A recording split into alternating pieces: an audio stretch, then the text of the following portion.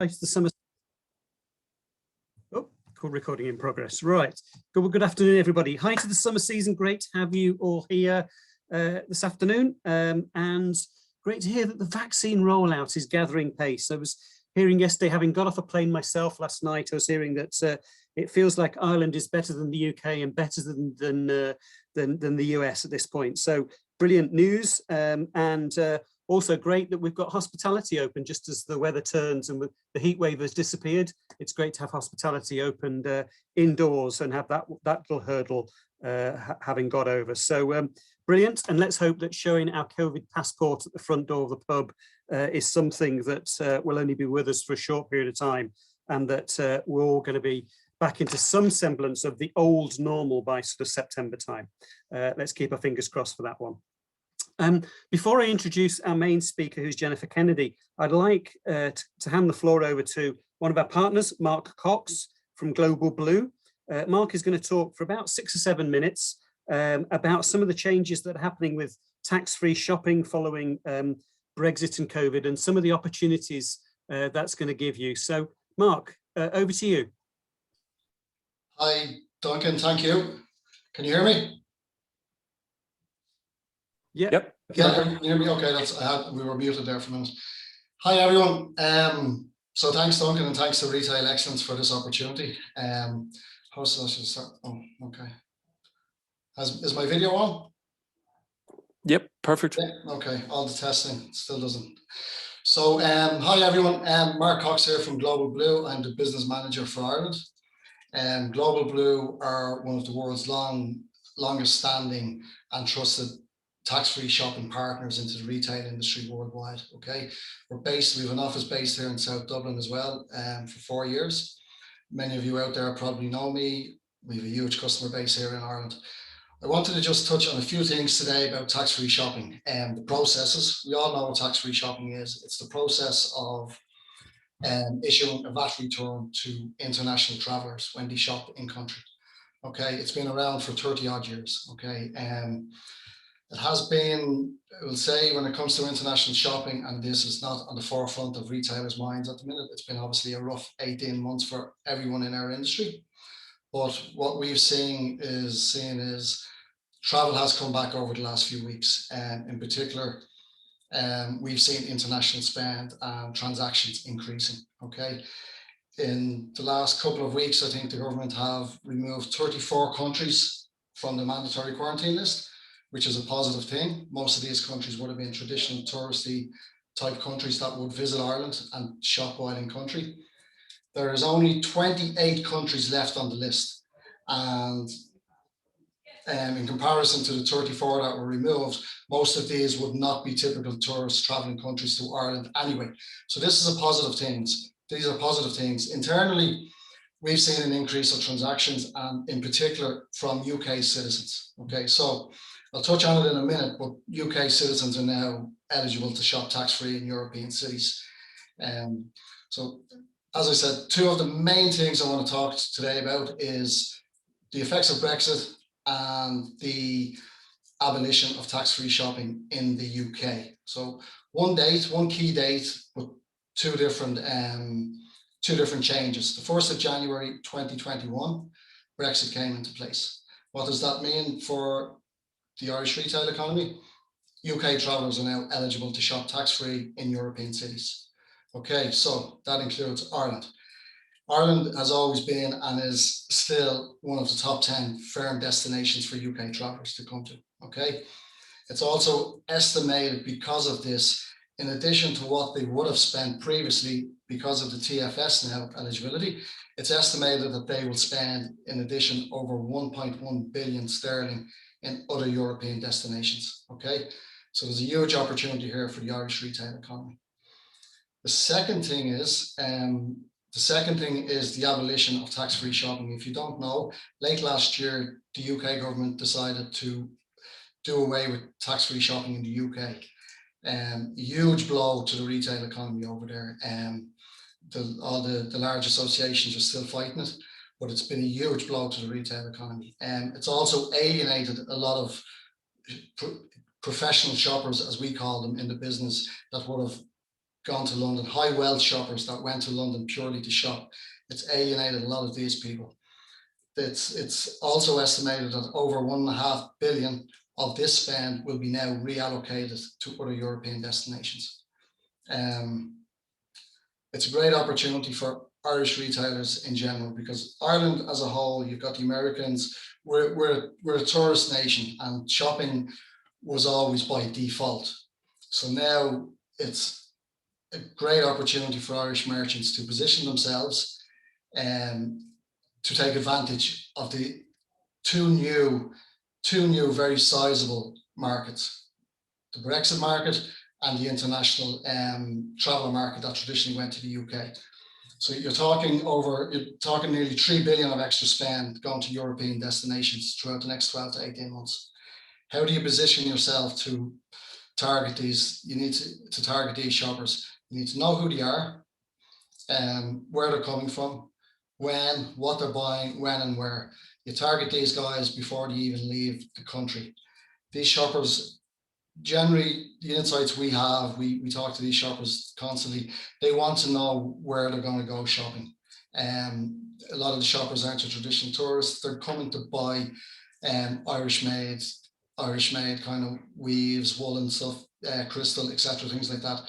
So it's up to you guys to target them. Global Blue work closely with the merchants.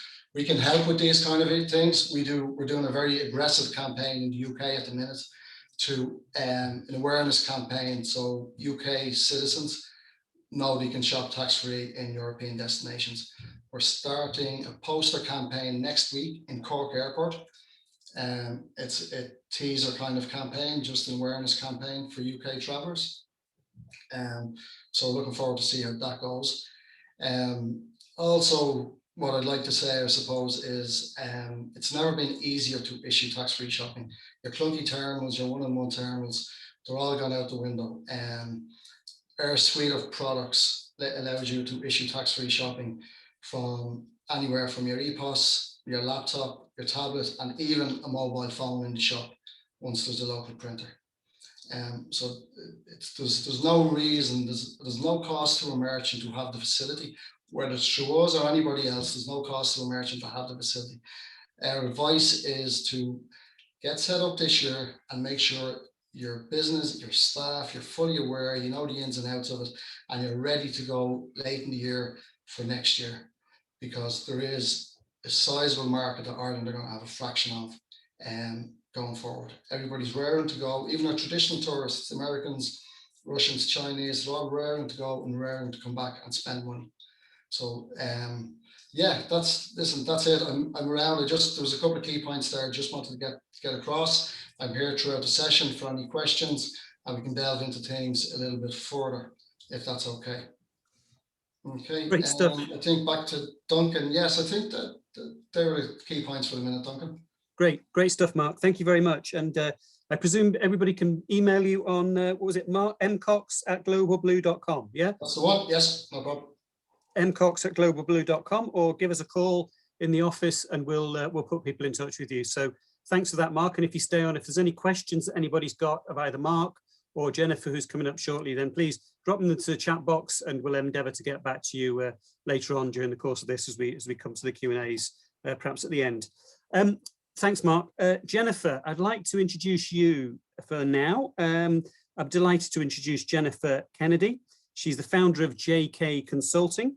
She's got a long career in retail and tourism, culminating in 12 years as head of retail with the Guinness Storehouse. So certainly a few of Global Blue's tourists coming through there, I'm sure, in the past. Sure. So Jennifer's title is Your Store Reimagined and How to Adapt Your Store Strategies to Thrive. So I think you're going to be talking to us today around how to be creative with what you've got, Jennifer. Yeah, absolutely. So great to have you along, Jennifer. And as I say, if there's any questions for Jennifer or for Mark, please drop them in the chat box and we'll endeavour to get to them at the end. But over to you, Jennifer. Thanks a million for coming along. Great. I'm just going to take control here. Can we? Or Keelan, maybe.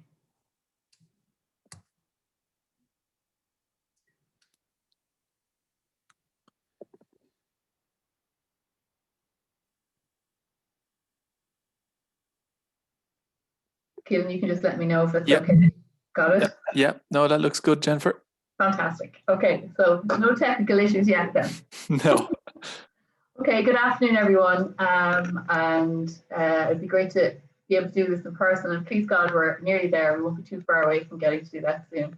But for now, we're still on webinars, and hopefully I can share some insights based on my background and experience and things that might be helpful and useful to help you really work at what you've got, as opposed to, you know, trying to find big budgets to redo what you already have, and just, you know, some tips and things that might be beneficial to you.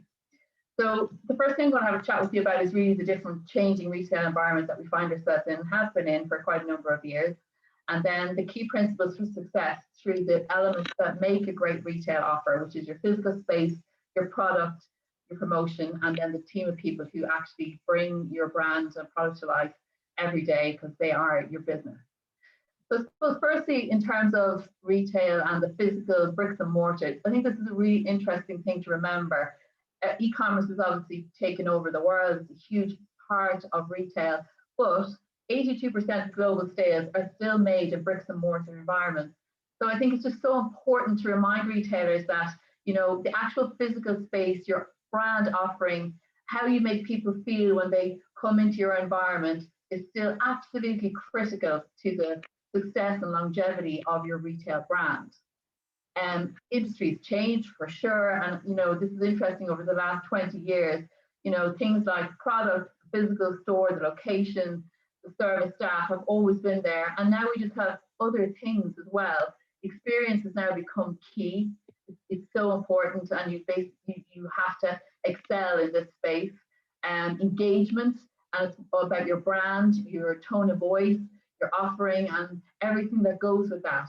It's no longer just about the product that you sell, it's about how you sell and everything that happens within your brand environment. Key challenges that face the industry, you know, evolution of retail and industries adapting to the emerging new trends. It's a customer-led global marketplace, and that's been with us for a while, and it's going to continue into the future because consumers are absolutely in charge. And the emergence of our new consumer segment, Gen Z. So there's some really interesting things coming down the tracks, and how we show up in the retail space, how we communicate, and how we adapt are key to our future and the successful future of all of the brands. So, I mean, some key characteristics of the traditional consumer. Again, this is really just to share with you where we're moving from to. Loyalty, you know, rarely stray from products that they see as familiar, regardless of quality, price, or promotion. So increased brand advocacy and price and sensitivity. This is great if you're a consumer or retailer who has a lot of repeat visitors, a lot of repeat spend. Passive, you know, to buy what's sold to them and not necessarily emotionally connecting to the product that they're purchasing. Tend to be routine driven, and their purchasing patterns rarely change. They're strategic, they make lists, they go out with a purpose, they're buying things they need as opposed to things they want or compelled to buy off the cuff. And value and accessibility, by serving the customer the right product, the right price, place at the right time, it really suits them. With so little importance placed on the actual experience that they're having. The modern consumer is so different. You know, we're all now modern consumers, and everyone coming behind us is interested in the craft and effort that go into creating objects they buy. This is so important if you're selling products that have stories, that you really utilize this as a strategy in your store. They're demanding, so they expect to receive relevant, personal, and contextual experiences that meet their needs. They want to express themselves through products and experiences. We're seeking products that are vibrant and that you can maybe be a part of or co-create with in some way. And premium experiences are to the fore in from every perspective. A desire for premium products and experience, which encompass technology, sensory elements, and then the relevant aesthetics that go with that. So what are leading brands doing, and how are they responding? Well, for me, there's three key things that are coming through loud and clear. They're investing in innovative experiential retail. They're incorporating personalization into their business model in whatever form they can. And they're creating destination retail environments to differentiate and compete with e-commerce. And this is always going to be the case. There's always going to be this blend of e-commerce and bricks and mortar. So if you're doing both or you're doing one or the other specifically at the moment, the reality is most likely you will end up playing in both spaces in some form or another and complementing both so that you're winning in both areas. So what's experiential retail? You know, it's a shopping experience that engages the senses in order to create a really memorable interaction with your brand. So how can you bring that to life in your store? Have you got things that you have sensory elements within? Are you selling food? Are you working with scent or flavors? Is music part of what you do? Have you got sound? Have you the opportunity to have space where you can showcase things? And it's turning the retail space into a more immersive environment. And you see it more and more. There's nail bars in department stores. There's coffee shops popping up in retail spaces. So more and more the retail is becoming somewhere where people gather, stay, dwell, and participate in multiple things within that space. Are you able in some way, even if you're a small boutique, is there any elements of that that you can bring into your environment to help you become an experience in your own right? And it's no longer about shopping, it's all about the experience, and it's going to continue to be so. So we have to figure out what that looks like for each different brand and each offering that's out there in the marketplace. People want to be engaged, and they want to know about you and what you're doing and what you're selling and why you're selling it and what's good about it and why it's important. Technology is disrupting the category, and it's forcing retailers to focus more heavily on the in-store experience. It is e-commerce that's driving a better in-store experience, and that's not a bad thing. In fact, it's an area where, particularly in Ireland, we can really excel, as we're naturally have the gift of the gab. We love telling stories, so there's no better place to bring this element of it to life than through the product and environment you're selling into. And the expectations are higher than ever. We have very high expectations now, and so does every customer that walks through the door. How do you do it? How do you bring a retail experience to life? I would always start with your shop, the physical space, and the first thing I say, well, what does it look like? What is your physical environment? What is that offer? And start from the outside in. What's the external impression before your customer enters? Have you got colour outside on your walls? What doors, windows, planters, seating? Stand across the street from wherever you show up in whatever town or county you're in with your bricks and mortar offering, and be really, really objective and stand back and look at it from a distance and analyse it from every perspective and look at how it actually looks to the eye of somebody passing by. What are you doing outside your building that's driving or attracting people to want to come in? And does it look warm, welcoming, open? Have you got windows that you can have displays in? And any elements that are engaging to people. When they come through the door, what's the first impression? It's like meeting a new person that you've never met before. Their first impression is normally the one that sticks with you. It's the exact same in your retail space.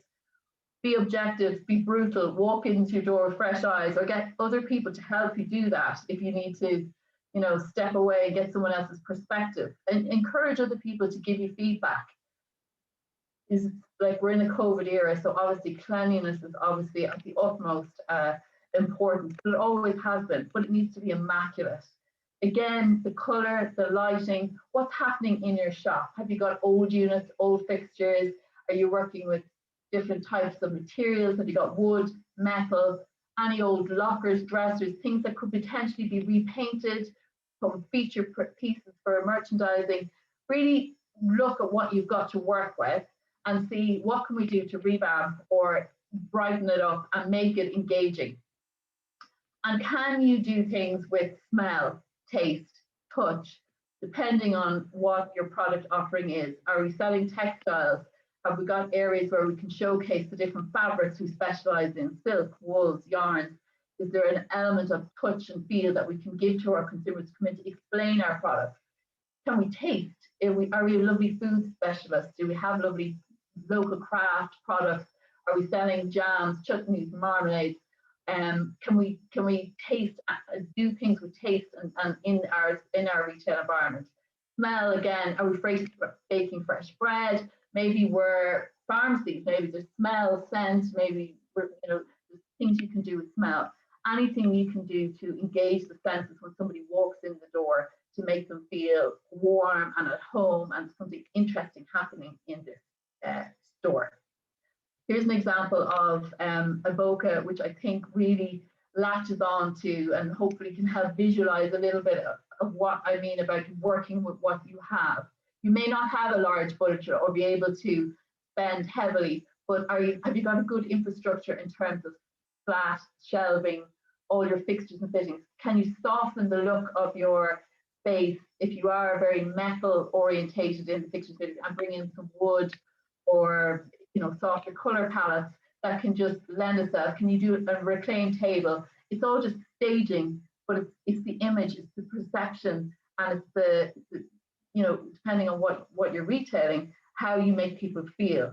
And these are, I think Evoca probably gives one of the best examples of how they do that, and they really use color to engage with consumers. But also at every opportunity, there's a mismatch of display areas, fixtures and fittings. The shabby chic look is very on vogue, and again, depending on what you're selling, anything to do with food should be abundant, and look and feel like I want to grab it, eat it, touch it, feel it.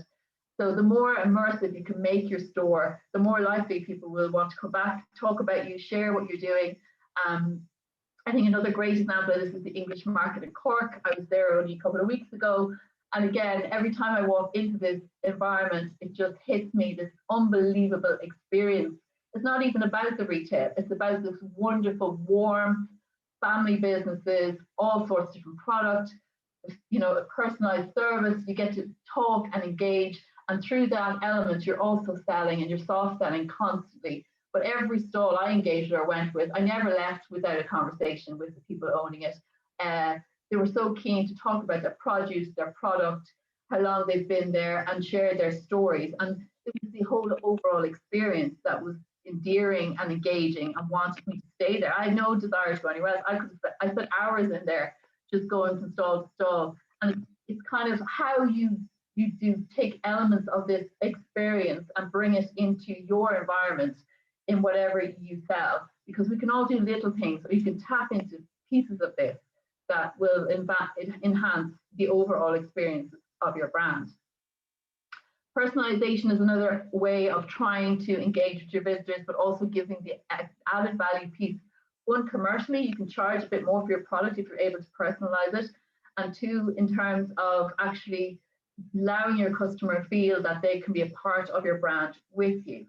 So think about things like, do I sell maybe ceramics, glass, textiles? Any of these things can be personalized through etching, engraving, embroidery. If this is an option that you can provide as a service, you can provide as an add-on, then you should be thinking about doing that. If you feel like, well, God, we don't have those type of products that we can do things like that on, then look to your packaging. There's wonderful things you can do personalization on ribbons, gift box, gift bags, a premium bag option or packaging option that you can provide for gifting, particularly things like jewelers who may have, very expensive high-end products they're selling. So the element of personalization in that instance may very, very much suit a premium packaging option that can be personalized and developed.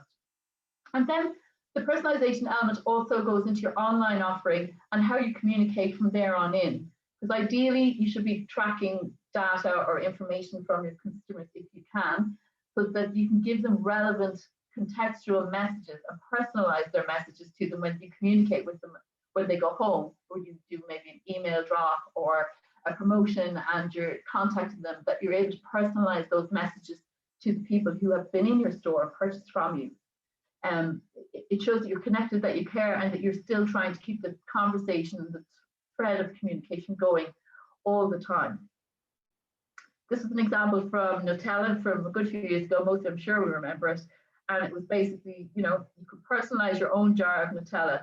This is very clever from a brand point of view, because it really put the ownership of the brand back to the consumer, where you now feel like you're a part of this brand. It was a simple idea.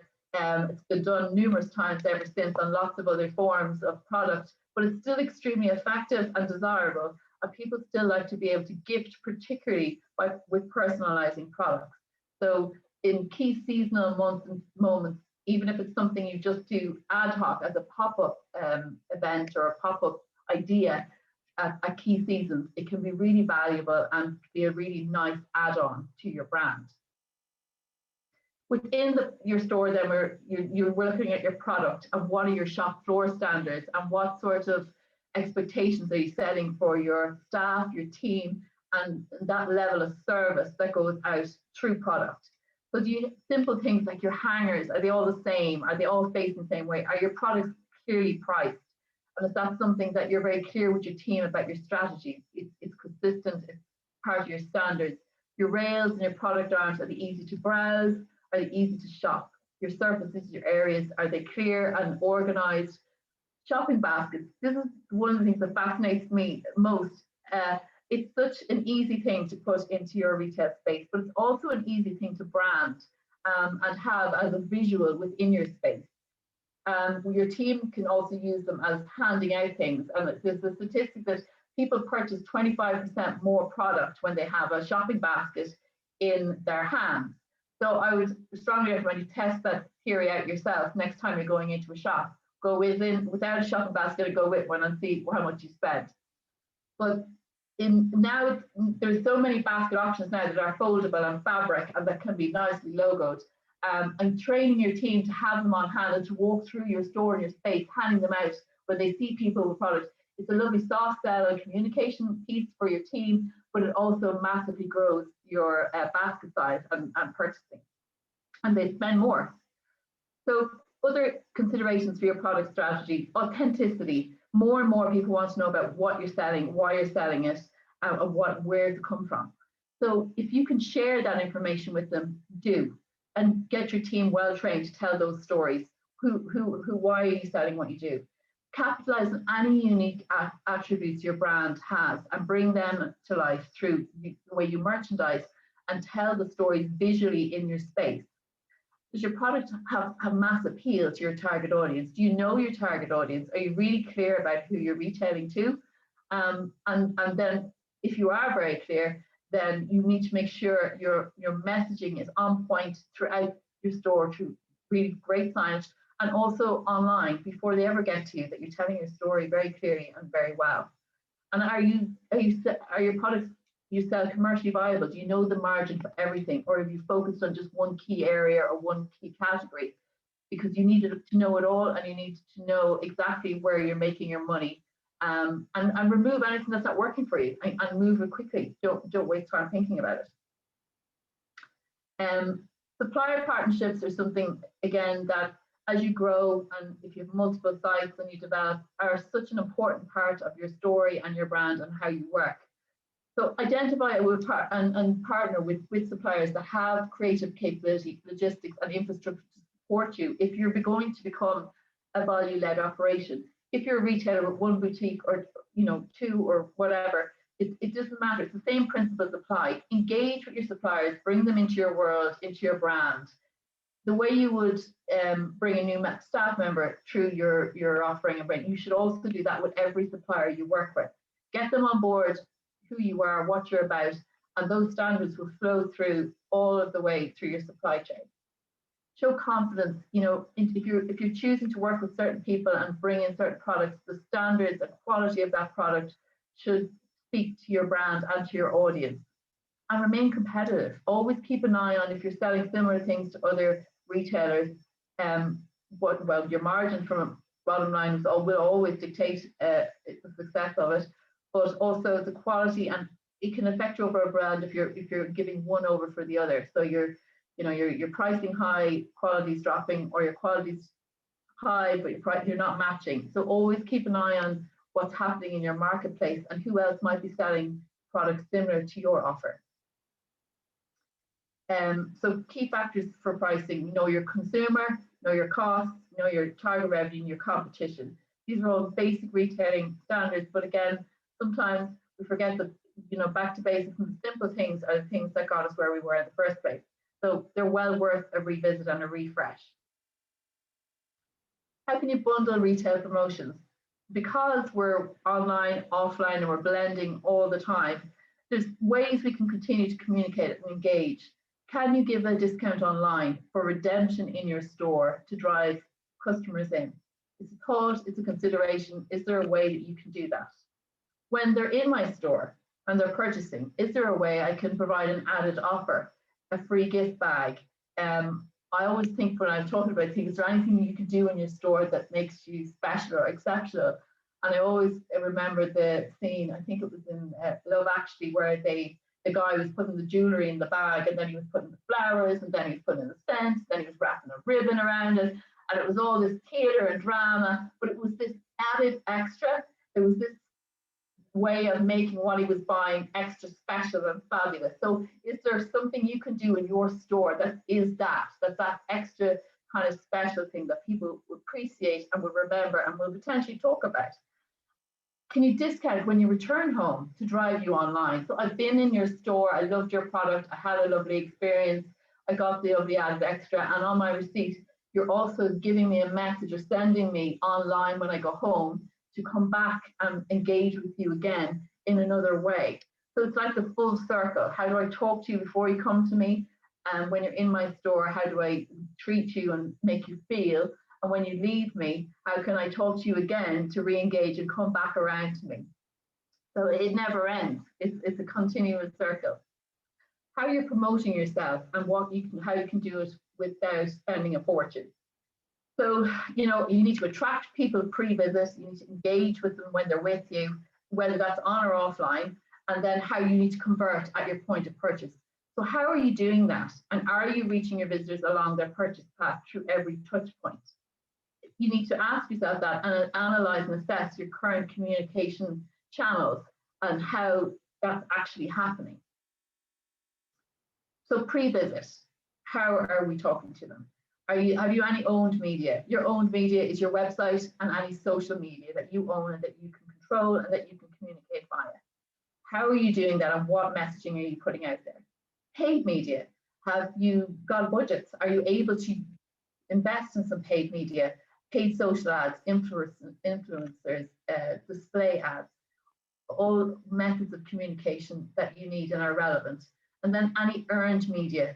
This is really, powerful and probably, one of the strongest method of recommendation is peer-to-peer recommendation.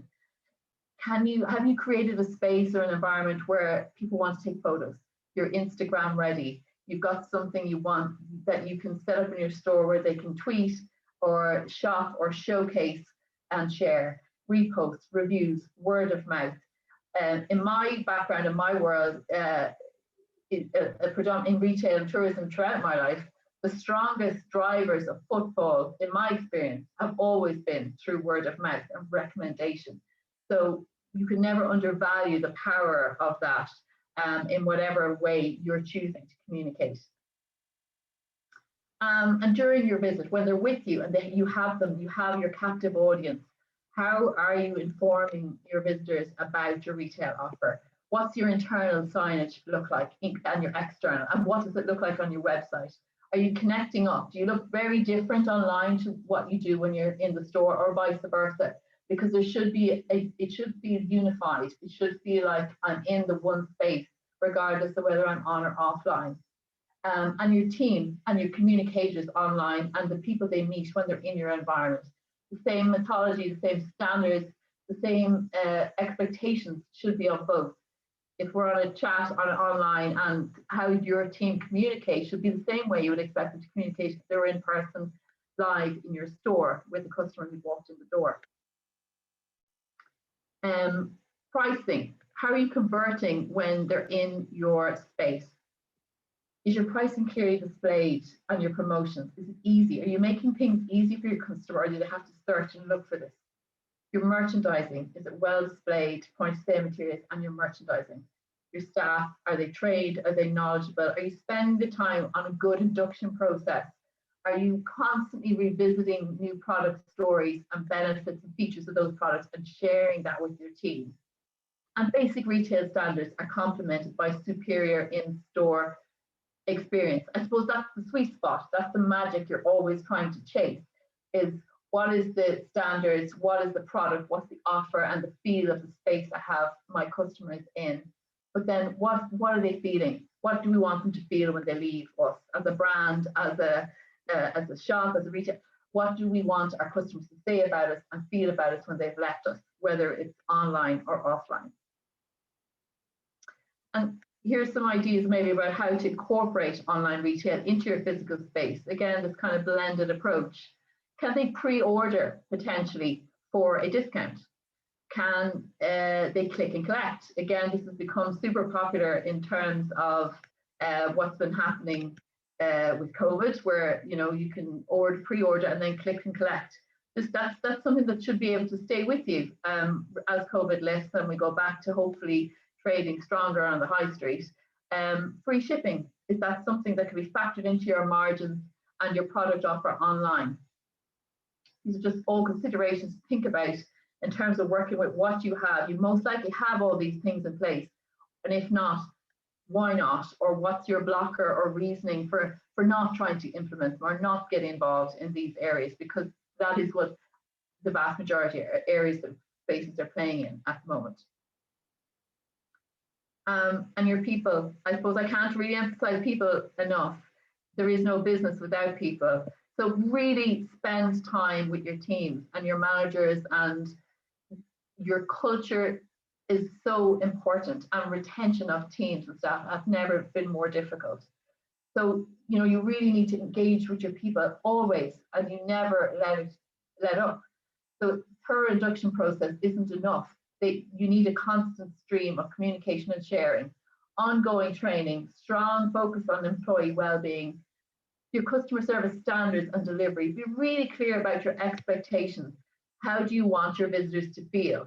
If you always come back to asking that question from yourself, your teams, your suppliers, everyone in your world that helps your business run, how do we want our people to feel, our visitors to feel when they've made a decision to purchase a product from us, engage with us? How do we want them to feel? Your people build a brand and your reputation. And your happy team is your happy business and your successful business. You can't do one without the other. So in summary, key trends that are worth consideration: experiential retail, develop a truly unique shopping experience to engage the senses in whatever way you can, regardless of how big or small you are. There's always a way to find an element of giving the extra special experience in your environment. Your product, expand the variety and depth of your product, and share that information on provenance, sourcing ethically, anything connected with the environment or sustainability. These are important things that people want and nearly demand to know about now. So give it to them before they have to ask the questions. Make it part of who you are, that you're constantly sharing this information with your customers. Promotion, identify your brand's unique story and tell it in a compelling way, visually, but also verbally and through any other method of communication you choose to use. And invest in your staff. Utilize your team to enhance the customer experience and build that lasting impression that people want to come back to you, they want to engage with you, they appreciate who you are and what you do. And the more you share your story, the more you tell people why you exist, why you're important, why your product has a value to others, then the more successful we all become as retailers as we progress. And I think I might be hitting my last slide. So if there's anybody out there that has any questions, please do feel free to ask them. That was great, Jennifer. Thank you very much.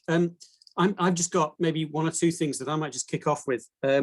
So, obviously retail has been shut down now or was shut down, reopened obviously in the middle of May, but after such a long period of closure, a lot of retailers out there who were lacking confidence when they reopened. It was very tentative. Who do you think's done it well? When you've been walking around town and you've been looking at how Irish retail's reopened, do you think we've done a good job of getting back out there in front of customers, or do you think we're being a bit tentative at the moment? What's your experience? Yeah, I think it's been a very trying time, and it has been incredibly difficult. And even as it's only, like you say, we're only really a couple of months reopened where people are allowed back into the physical space. I have been out around the country myself in different destinations and locations, and what I'm seeing is great energy and enthusiasm coming across, and people trying really hard to communicate who they are and what they're about. And I think it's part of the success of what's actually coming off the back of COVID. That maybe we were a bit complacent, maybe we were taking things a little bit for granted. That yes, I sell this and people come to me all the time and now we kind of have to start again a bit, you know. And I suppose the purpose of this particular presentation was about, you know, what we were doing was fantastic prior to COVID. There was really wonderful things going on. And there still are. And now that everyone's had to come back out and rethink and nearly try and remodel, I think actually one of the areas that have really done it very well is the food and beverage area, in terms of how they've shifted from maybe restaurants, kitchens, outside food trucks, and this whole very actually experiential retail offer that's come to the fore through food. For me, has been a huge observation on the back of COVID, which I think is fabulous. And food producers particularly starting to play more directly in the retail space as opposed to just being suppliers to retailers. But like, I mean, I do think Evoke is still extremely strong and one for great inspiration. And I mentioned the English market in Cork. Again, the atmosphere, the positivity, the energy coming off, everyone's so delighted and happy to be back with people. I think, you know, fundamentally, we all love people, and maybe we didn't realize how much we love people as much as we do, but we are naturally drawn to talking and chatting and engaging. And what I'm seeing out there is actually a better offer in that area than was there prior to COVID, because people genuinely appreciate that people are coming to buy their stuff, coming into their stores. So I think it's actually a lovely foundation to build on. You're starting with this great, fresh approach and energy, and it's all about people and getting them back to engage with you. But it's also so difficult, isn't it, at the moment still, with, you know, that communication. I certainly find myself going into shops and you know, you pass by somebody on the street that traditionally you might smile at, and actually, you know, you can't smile at somebody behind a mask, can you? It's a very different situation in many respects, and I wonder, you know, how that's impacting on that warmth, that Irish warmth that we show, particularly in the tourism sector. Then we're trying to showcase the best of Ireland. It's definitely harder, but it's not impossible. We all have eyes, and we're all great with hands and hand gestures, and, you know, all these other ways of communicating. It is trickier for sure. You're only seeing half a face, but please God, in time that will ease up, and the more outdoor opportunities, as long as we have any sort of decent weather, that's helpful as well, where we don't have to mask up as much. It is on an easy time, but I think hopefully we're over the worst of it, and I think we'll come through. Resilience will come out, and the personalities will come back, and we just have to keep at it. You just have to keep going, you know. Yeah, and please, anybody else that's got a question, please drop it into the Q&A box at the bottom. But just in terms of, you know, I know in your career, we talked about it right at the very beginning there, in terms of the time that you spent in Guinness Storehouse. Now, clearly, the uniqueness around Guinness Storehouse, but, you know, there's a lot of retail, there's a lot of hospitality. Yeah. What makes it tick? What's the sort of nugget of the Guinness Storehouse and the people behind it? What's, apart from the brand, what's the attraction? What's the attraction to the visitor or to the visitor? Yeah, I mean, I know there's obviously the brand that's going to attract them in the first instance, but that makes them keep coming back, because it's not just magic. On visits, what's the magic? What's the golden? What's the magic beans? I would say the magic beans is the culture. It's inherently the strive to always deliver a 5-star experience on the level of 5-star hotel standards, is probably how we always managed and were run. I'm sure still they run the Guinness Storehouse. It's that cultural piece around how we strive to excel and serve every visitor that walks in the door, and understand that for them, you can have 6,000-7,000 people a day coming through that building, but it's the first time for that person every time they come in. And it's that approach that means every person you ever engage with or comes through your door, whether they're even a repeat, it's the engagement piece, and it's we're here to serve and make your experience as fabulous as we possibly can be.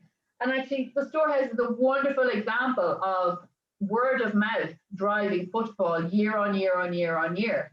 Because although they had significant marketing budgets and there would be tons of research done, always, you know, we would analyze everything to within, there was nothing left unanalyzed. But every time we analyzed, why are you coming? Why are people coming? All the time. And every year we knew. So the interesting thing about that model is there was never really repeat visitors. They're all brand new every year. And why are like another 1.6 million people coming this year or last year? And these guys have been here before. Word of mouth. It was always referral. It was always people who had visited, spoken about it, had a great engaging experience. And the talk of the people they worked, they met, they talked to, the experience they had, the extra little special bits that we would do for somebody who was their birthday, or, you know, something would happen, and how we would deal with problems would be a huge way of turning it around. So, you know, our mission was always, there isn't a problem that can't be fixed, but it's how you go about fixing it and how you go about dealing with that is the turning point. So service excellence and customer satisfaction is at the core of why they came back, and then they talk about it all the time, and that's what drives people back every time we go, every year. Yeah. So if you go back to sort of what Mark was saying right at the very beginning when he was talking around, I think it was 1.1 billion in sterling, likely to now be, you know, in terms of tax-free shopping, is heading to European destinations. I think he said that UK has abolished tax-free shopping and so forth. So, you know, all that market is now open for you visitors coming to Ireland and all that. I mean, is that something that, you know, going back to your old role, if you like, that you'd have been chomping at the bit to get hold of? What would your advice be to? For sure. And in my current role, I mean, I work within destination retail all over the country. So in a way, everyone in that space currently is really gearing up for a very solid coming year, and to take advantage of that and develop their retail offerings. If you're not specifically in the tourism arena, what would I say in terms of the high street, trying to entice that market in? I think we're in a very solid position. I think how you're communicating, what your online presence is really important in terms of your message and tone of voice, and your nearly acknowledgement to that market that you're here, you exist, you're ready, you're waiting for them. And that might be new to a lot of high street people or high street retailers who don't focus on the tourism market, but they're extremely valuable and they're extremely interested in product, provenance, authenticity. But also, like, even listening to Mark, looking at, like, we know the high net worth spenders going to the UK for the very high premium brands. We have those brands here in multiple destinations and locations. So anybody in that space should be really very focused on targeting that market because it is very valuable. And again, the UK not doing it is very interesting. I think that we're in a position that we're in that we could potentially really maximize on for Irish retailers. Yeah, absolutely. And there was a question just come up here from Noel Madden. Any tips for small businesses translating the in-store personal service offer to a new online store? So we've had a lot of this happening, haven't we, over the last few months and weeks, of people moving their business online, but in case they're finding it hard to get customers to engage online. Lovely website, very little traffic. You know, this all very good and great that you've got a fabulous store. Yeah.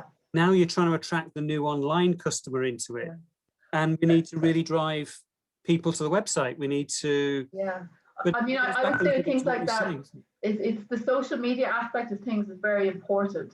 And if you don't have expertise in that area yourself, I would say really consider getting a bit of help or investing in someone coming in to support you. It doesn't mean you have to sign yourself up to a permanent person who, you know, is going to cost you a lot of money. But even initially, to get you set up on the key social media platforms, to give you key tips on how frequently and often to communicate and how to gather data.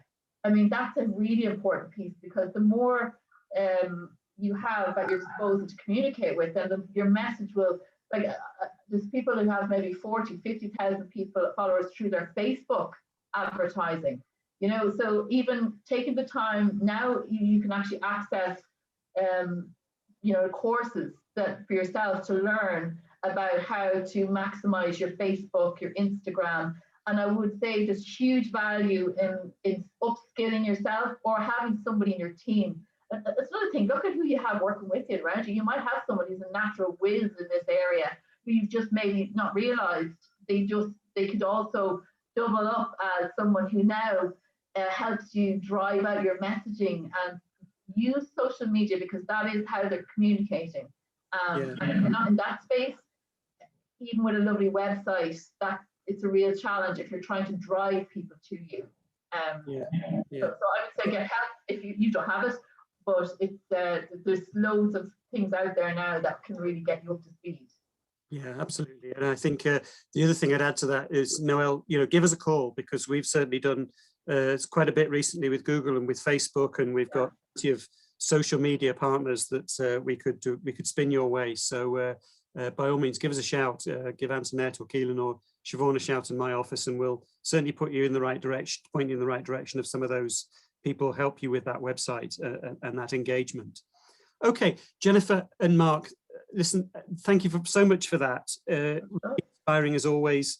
And, you know, I think it sort of leaves me certainly with a view that, you know, yeah, we've come through a really torrid time, but there's a lot of positivity out there now, isn't there? There's a lot of opportunity to be going after, would you say? For sure, absolutely. It's a great time to reinvent yourself if you feel you need to, or just do what you were doing but better. And you know, you don't have to recreate the wheel. You just have to maybe reframe what you were doing and look at it through a different lens. Yeah, great. And I noticed you had a great website there that I was looking at earlier. So do you want to just remind everybody of your web address so that we can drive people to your website? Oh, I'm jkconsulting.ie. So JK Consulting to get to Jennifer, Mark Cox at globalblue.com to get to Mark. Jennifer, it's been an absolute pleasure. Thank you very much for your time today. Love to see you again very shortly. And to everybody else, have a great rest of the week. And we'll talk to you. We might be taking a little break for a couple of weeks. We're at the heart of the holiday season, but we'll be back again shortly at the middle of August with another round of webinars from then on. Thanks a million, everybody. Bye for now. Thanks, guys. Bye-bye. Bye-bye.